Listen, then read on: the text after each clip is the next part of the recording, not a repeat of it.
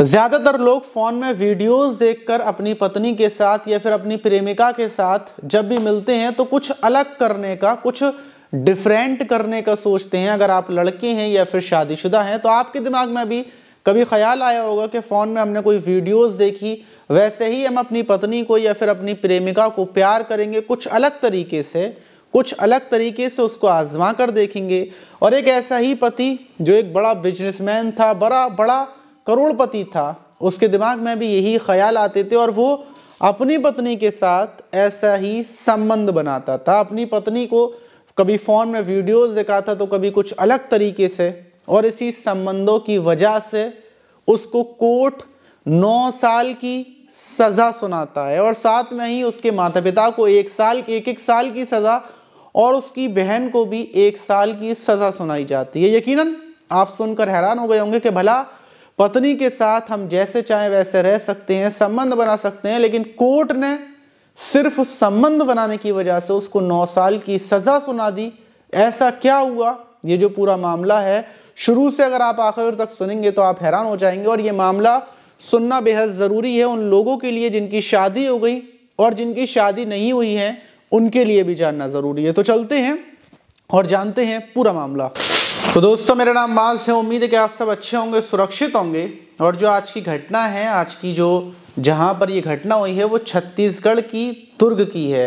25 दिसंबर को जो वहां की फास्ट ट्रैक कोर्ट है, वहां पर एक सुनवाई चल रही थी। 25 दिसंबर की दोपहर को एक महिला अपनी एक लड़की को, एक बच्ची को लेकर साथ में खड़ी हुई थी और वो बोल रही थी कि जज साहब, मुझे 7 साल हो चुके हैं इस कोर्ट के चक्कर लगाते लगाते, लेकिन अभी तक मुझे इंसाफ नहीं मिला है। मैं बेहद ज़्यादा परेशान हूँ।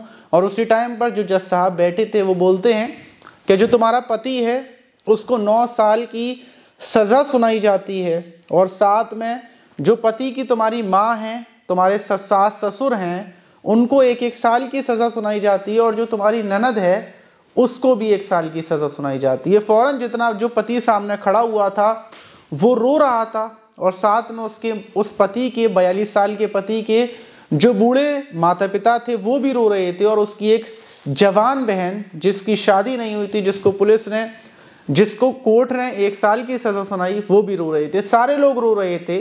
और जज साहब ये भी बोलते हैं कि देखो, ये सुनने में ज़रूर तुम्हें कम लग रहा है, लेकिन 377 के तहत इस पति को 9 साल तक जेल में रखा जाएगा। ये कोई छोटा मोटा केस नहीं है। इसने जो घटना की है वो बेहद ज़्यादा गलत है। जब महिला, वहीं पर शुरू से महिला के बारे में जब हम बताएंगे आपको तो आप हैरान हो जाएंगे। जो महिला है वो रहने वाली दुर्ग की थी। महिला खुद बताती है कि वो दुर्ग की रहने वाली थी, और 2007 में उसकी शादी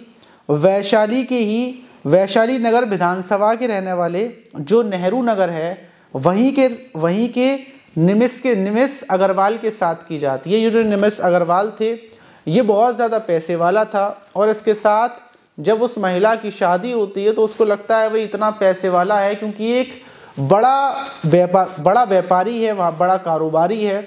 तो शादी होने के बाद जैसे ही ये आती हैं शादी के बाद, तो बताती हैं कि पहले दिन से ही निमिष अग्रवाल उसको मारना शुरू कर देता है। बोलता है कि तुम आई हो, तुम्हारे पास दहेज नहीं है, कुछ भी नहीं है, तुम्हें मेरी बात माननी पड़ेगी। और फिर उसके बाद कुछ दिन गुजरने के बाद इसका एक तरीका था कि ये रोज़ाना फ़ोन में अपने वीडियोस लेकर आता और अपनी पत्नी को दिखाता, और फिर उसके साथ ज़बरदस्ती संबंध बनाता। अब पत्नी बड़ी परेशान। जब वो अपने सास ससुर से बोलती कि पति ऐसा करते हैं, निमिष अग्रवाल ऐसा करते हैं मेरे पति, तो जो सास ससुर थे वो भी उसी का साथ देते और इसको टॉर्चर किया जाता। अब ये पत्नी पूरे तरीके से मेंटली टॉर्चर हो जाती है। जो उसकी ननद थी वो भी इसको परेशान करती।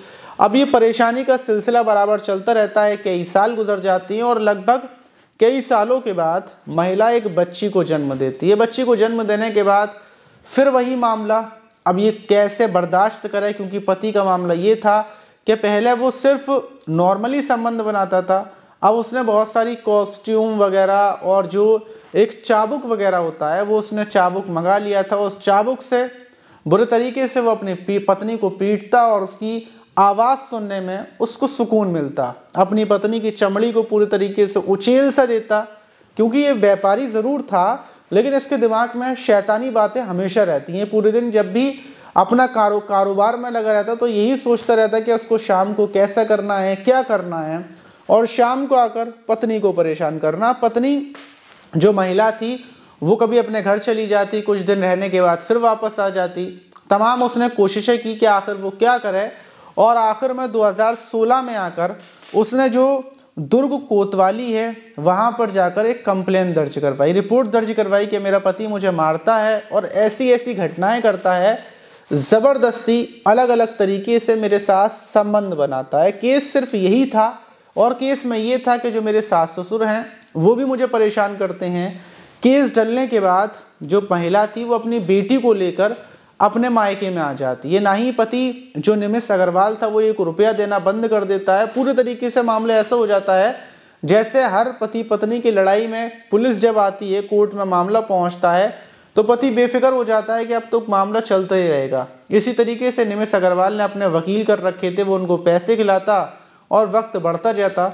इस मामले को 2016 से 17 लगती है, 18 लगती है, लेकिन महिला अपनी बेटी को पालती रहती है, लेकिन अपने पति के पास जाने को वो बिल्कुल तैयार नहीं थी, कतई तैयार नहीं थी, क्योंकि वो जिस तरीके से हैवानियत करता था वो बिल्कुल अलग थी। एक होता है कि किसी को मारना पीटना, किसी से लड़ाई करना, लेकिन दूसरा ये होता है कि आप उसको प्यार कर रहे हैं, प्यार करने के बीच ही उसको इतना ज़्यादा टॉर्चर कर रहे हैं, इतना ज़्यादा तकलीफ दे रहे हैं कि वो किसी को बता तक नहीं पा रहा है। अलग अलग तरीके से कभी रस्सी से बांध कर लटका देना या फिर कभी कुछ अलग करना। तो ये सब जो चीज़ें थी वो पत्नी खुद कोर्ट में बताती है। कोर्ट में तमाम चक्कर लगा रही थी, गुहार लगा रही थी, और 7 सालों के बाद जब जज साहब ये फैसला सुनाने वाले होते हैं तो जो निमिष अग्रवाल था उसको कानो कान खबर नहीं थी कि ऐसा भी हो सकता है, लेकिन उसको फौरन बुलाया जाता है कि आज आना बहुत ज़रूरी है। उसके वकील उसको बुलाते हैं, उसके माता पिता को बुलाया जाता है। सबको यही अंदाज़ा था कि क्या कोर्ट छोटी मोटी सज़ा सुनाएगा और मामला ख़त्म हो जाएगा, लेकिन कोर्ट ने 377 के तहत पति को 9 साल की सज़ा सुनाई, और 323 के तहत जो सास ससुर थे और जो ननद थी उनको 1-1 साल की सज़ा सुनाई है तीनों को, और 1-1 हज़ार रुपये का जुर्माना भी लगाया है। और पुलिस ने कहा है कि अगर, और कोर्ट ने ये कहा है कि अगर कोई भी पति अपनी पत्नी के साथ ज़बरदस्ती या फिर अलग अलग तरीके से संबंध बनाएगा तो वो रेप भी कहलाया जाएगा, और जो परेशान करने का मेंटली उत्पीड़न और जो बॉडी का उत्पीड़न होता है, ये दोनों को छोड़कर उसको कठोर कारावास की सज़ा सुनाई जाएगी। तो ये बहुत ज़्यादा ख़तरनाक हुआ है। अगर आपके दिमाग में भी ऐसा कुछ है कि अपनी शादी के बाद या आपकी शादी हो चुकी है, पत्नी आपको मना करती है या फिर कुछ भी है, तो आप सतर्क हो जाएं, क्योंकि अगर मामला कोर्ट में पहुंचा तो आप दिक्कत में आ सकते हैं और मामला ऐसा हो जाएगा। ये जो निमिष अग्रवाल हैं ये बहुत पैसे वाले हैं, इनका पूरे शहर के अंदर नाम है, लोग इनको जानते हैं, और अब जिस घटना में ये जेल में गए तो इससे ज़्यादा शर्मिंदगी वाली घटना क्या हो सकती है। आप इस घटना पर क्या बोलना चाहेंगे कमेंट बॉक्स में ज़रूर बताइएगा, और नीचे जाकर कमेंट्स एक ज़रूर कीजिएगा, क्योंकि हर वीडियो में हम आप लोगों के कमेंट्स देखते हैं और उनका जवाब भी देते हैं। फ़िलहाल मैं कुछ लोगों ने कमेंट्स किए थे उनके मैं जवाब देता हूँ, वो बताता हूँ मैं। देखिए ये कमेंट किया है नीरू गुप्ता व्लॉग ने। इन्होंने कहा है क्या बच्चों को स्कूल के नाम पर जो फ़ोन दिए जाते हैं कि स्कूल से SMS आएंगे और बच्चे फ़ोन चलाते हैं, तो इसलिए बच्चों को फ़ोन देना बंद कर देना चाहिए और बच्चों से फ़ोन दूर रखा चाहिए। बिल्कुल सही कहा आपने। और ये कमेंट किया है अनुज राजपूत ने। इन्होंने कहा है यू आर ग्रेट भैया, शुक्रिया भाई। और ये कमेंट किया है विमलेश शर्मा ने। इन्होंने कहा है आपकी तबीयत का ध्यान रखो। हाँ भाई ध्यान तो रख रहा हूँ मैं, और तबीयत जल्दी, अब तो तबीयत बिल्कुल ठीक हो गई है मेरी। आप कंबल बांटने के लिए निकलना है, कंबल आ चुके हैं, 5000 कंबल हमने मंगाए हैं। मैं वीडियो साइड में लगाऊंगा, इसको ज़रूर सुनना। और ये कमेंट किया है विपिन सागर ने। सर मेरी उम्र आपको लग जाए। अरे भाई आपने ऐसी कैसी बात कर दी, आपकी उम्र मुझे ना लगे, बल्कि आपकी उम्र भी सही रहे और मेरी उम्र भी सही रहे। और शुक्रिया आपने इतना सारा प्यार दिया, इतनी बड़ी बात बोल दी। ताहिर अंसारी बोल रहे हैं तो मैं तो बरेली से हूँ। ताहिर भाई बरेली हम आएंगे क्योंकि हमारा पासपोर्ट बनवाने के लिए हमें वहाँ पर आना है, तो आपसे ज़रूर मिलेंगे। आप बताइएगा किस जगह पर रहते हैं।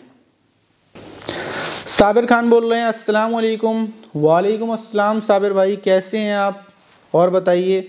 और ये कमेंट किया है सत्यनारायण भाई ने, इन्होंने कहा आपका वीडियो बहुत अच्छा लगता है, मैं इंतज़ार करता हूँ आपके वीडियो को। मैं भी आपके कमेंट्स का इंतज़ार करता हूँ आप लोगों के, आप लोग कमेंट्स करेंगे और मैं पढ़ूँगा और अच्छा लगेगा। खासकर वीडियो भी मैं इसीलिए बनाता हूँ कि आप लोगों के कमेंट्स पढ़ सकूँ। और ये कमेंट किया है सादिक अहमद ने, अल्लाह ताला शिफा अता फरमाए, आमीन अल्लाहुम्मा आमीन।